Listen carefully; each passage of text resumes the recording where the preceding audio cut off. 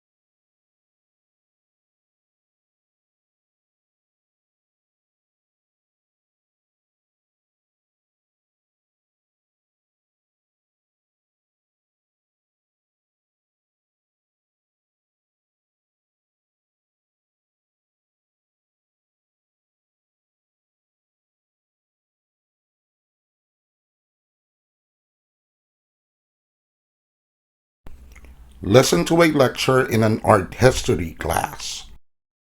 Today we're going to talk about the time in American history when photographs were first used to document an era.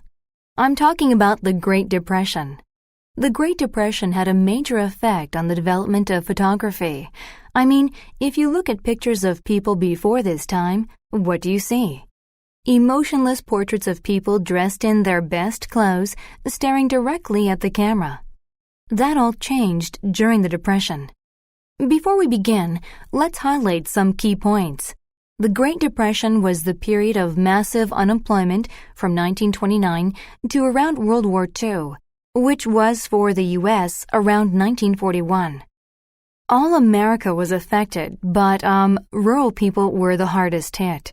At the same time the Depression was happening, farmers in the West were getting hit by a bunch of terrible dust storms that destroyed their crops. Many were forced to sell everything they had and migrate to California to start a new life. So that's that. And how did this era affect photography? Well, one important change was that the government began to get directly involved in art. See, at the time, the government was trying to create programs that would help farmers.